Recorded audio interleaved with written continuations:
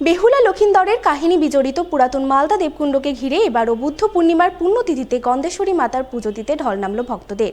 জমে উঠল দেবকুণ্ডের বাৎসরিক পুজো ও মেলা।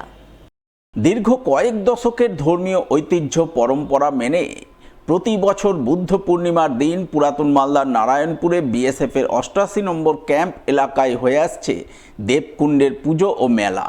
সেই মতো শুক্রবার গুরু পূর্ণিমার পুণ্যতিথিতে এই পুজো ও মেলা শুরু হয় বিএসএফ ক্যাম্প এলাকায়।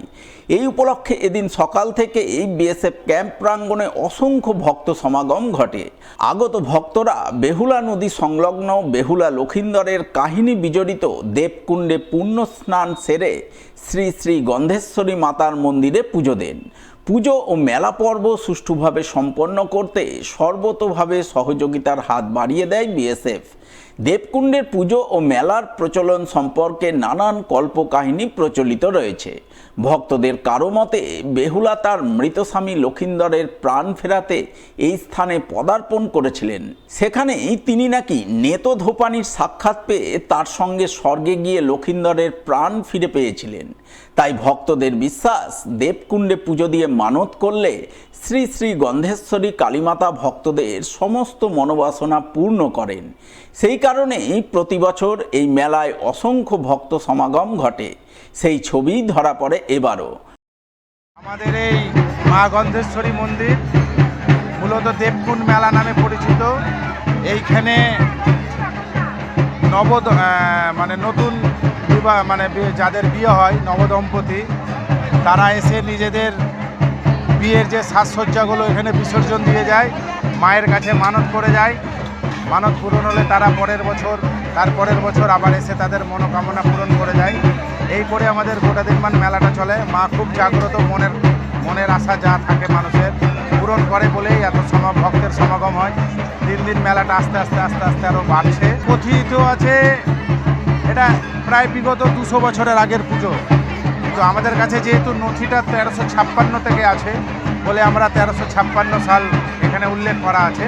গ্রাউন্ডেও যে তাদের মধ্যে একটা আশা আছে মায়ের কাছে যদি আমরা যাই, দুজনে মিলে নবদম্পতি স্নান করে তাদের বৈবাহিক জীবন ভালো যায়, তারা ভালো থাকবে এই আশাতে তারা এখানে স্নান করে যায় এসে, যাতে তাদের বৈবাহিক জীবন ভালো হয়। আপনারা তো দেখছেন দেবকুণ্ডের বাৎসরিক পুজো ও মেলাকে ঘিরে অসংখ্য নবদম্পতির আগমন চোখে পড়ে।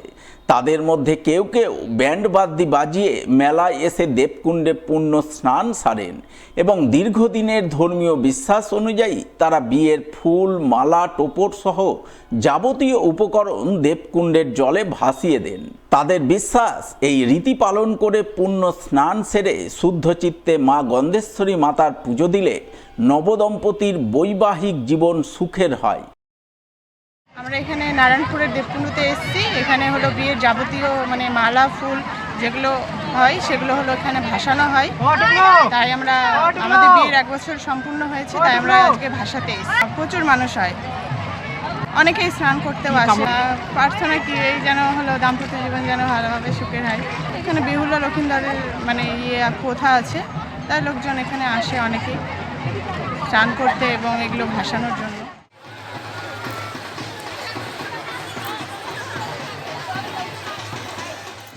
বুদ্ধ পূর্ণিমার পুণ্যতিথিতে গত ৪ বছরের ধর্মীয় ঐতিহ্য পরম্পরা মেনে এবারও মালদার ইংরেজবাজার ব্লকের আমজামতলা এলাকায় বুদ্ধ মন্দিরে হয়ে গেল বুদ্ধদেবের পুজো আরাধনা। এই উপলক্ষে এদিন সকাল থেকেই মন্দিরে অসংখ্য ভক্ত সমাগম ঘটে। বৌদ্ধ ভিক্ষুকের উপস্থিতিতে ধর্মীয় শুদ্ধাচার মেনে বুদ্ধদেবের পুজো পাঠ অনুষ্ঠিত হয়। পুজো শেষে আগত ভক্তদের মধ্যে অন্নভোগ বিতরণ করা হয়। সব মিলিয়ে বুদ্ধ পূর্ণিমার পুণ্যতিথিতে বুদ্ধদেবের পুজো আরাধনাকে ঘিরে শুক্রবার আনন্দ মুখরিত হয়ে ওঠে গোটা আমজামতলা এলাকা।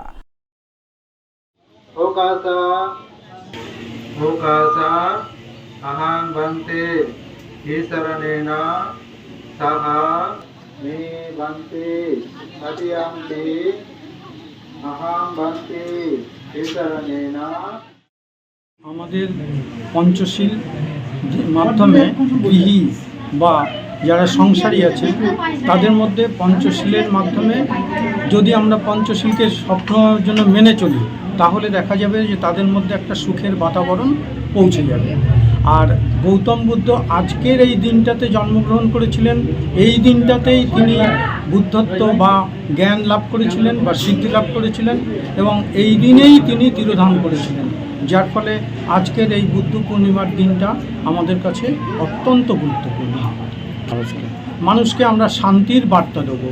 মানুষের মন এখন অশান্ত, শান্তির জন্য মানুষ দেখা যাচ্ছে যে বিভিন্ন মেডিটেশন সেন্টারে গিয়ে তারা যে সমস্ত মেডিটেশনে লিপ্ত হচ্ছেন, দেখা যাচ্ছে তাদের কাছেও আমার একটাই বক্তব্য যে শান্তির জন্য আমরা মানুষের কাছে এই শান্তির বার্তা পৌঁছে দিতে চাই।